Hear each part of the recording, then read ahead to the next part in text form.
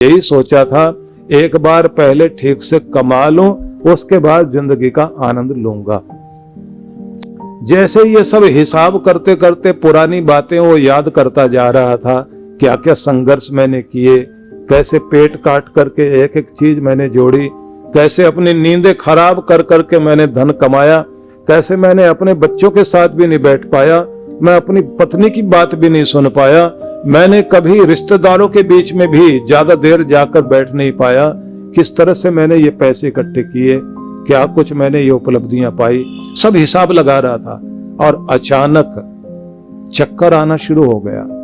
पहले तो उसे लगा कोई गैस होगी, फिर उसे लगा कोई सर्वाइकल की प्रॉब्लम है, फिर उसे लगता है कि कुछ वीकनेस हो गई है, चेकअप कराएंगे।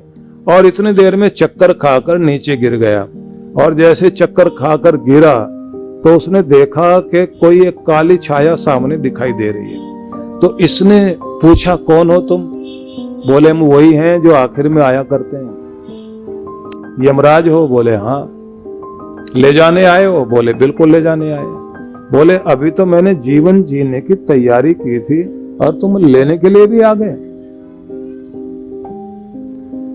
तो उन्होंने कहा कि जीवन जीने की तैयारी करने का मतलब नहीं होता, जिंदगी तो हर पल आनंद मनाने के लिए होती है, खुशी मनाने के लिए होती है, ये तुम्हारी शर्तों पर नहीं चलती।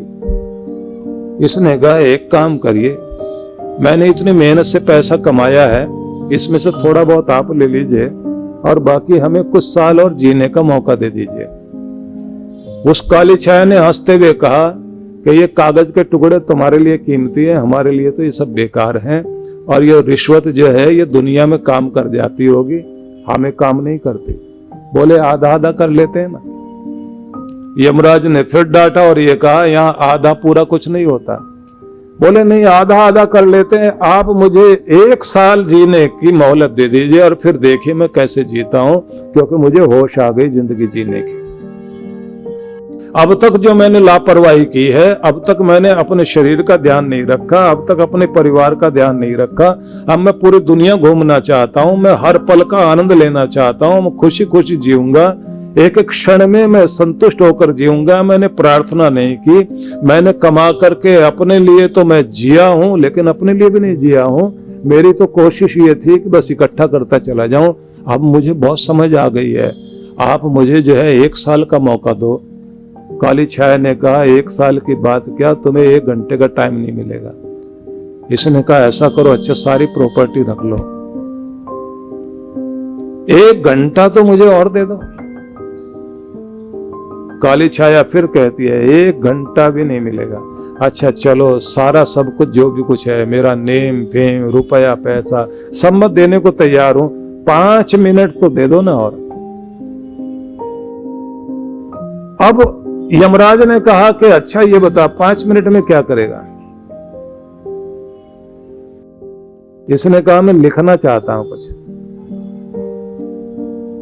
क्या लिखेगा? इसने कहा कि मैं इस दुनिया के नाम ये लिखना चाहता हूं कि पागल लोगों,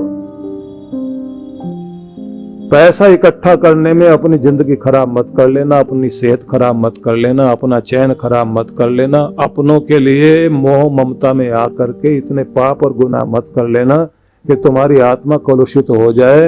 आखिर तक एक एक क्षण का आनंद लेते हुए जीना। जिंदगी न कल में है, न आज में है, न उस क्षण में है जो बीत चुका है। हर पल में जिंदगी है, जो भी तुम्हारे सामने, अगर उसका आनंद लेकर जी सकते हो तो तुम्हें जीना आ गया। मैं ये लिखना चाहता हूं।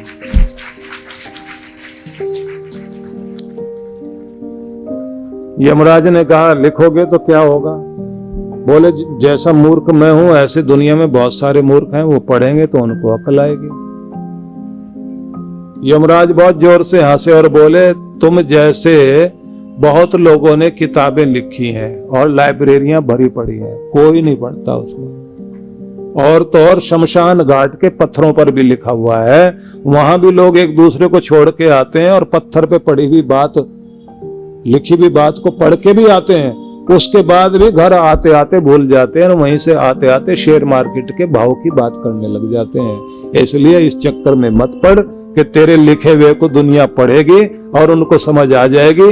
ये दुनिया में मोह और दुनिया की माया का प्रभाव ऐसा है, इस दुनिया में लोग जाग नहीं पाते, वही जागता है जिस पर गुरु की कृपा हुआ करती है।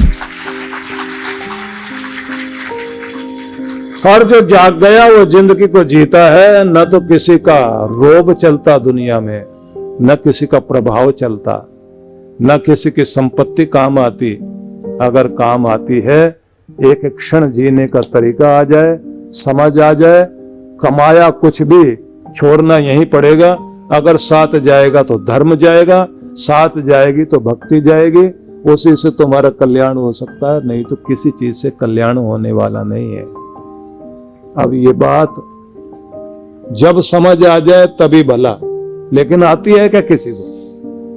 इतने सुनते हैं, एक दूसरे को सुनाते समझाते हैं। अब तो व्हाट्सएप पर ज्ञान बंटता है, एक दूसरे को सारी बातें बोलते हैं और भेजते हैं। उसके बाद भी कौन पढ़े, कौन समझे, कौन विचारे, इतनी फुर्सत है ही नहीं। इसलिए निवेदन ये करना चाहता हूं कि जब आप एकांत में बैठकर अपने अंदर कुछ प्रश्न उठाते हैं, उनके उत्तर खोजते हैं, और जब ये सोचते हैं कि अब तक जैसे जिंदगी बीती बीती, अब एक नए तरह से जिंदगी जीने के लिए मैं तैयार हूं।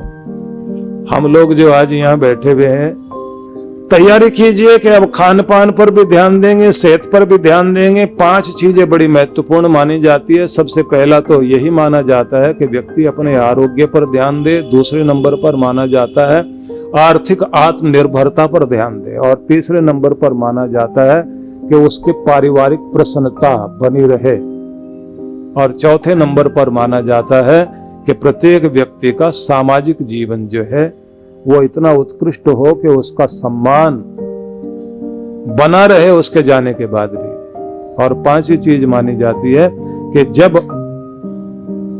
भी दिन शुरू होता है और रात्रि आती है, तो सुबह और शाम अपने भगवान के साथ स्वयं को जोड़ें।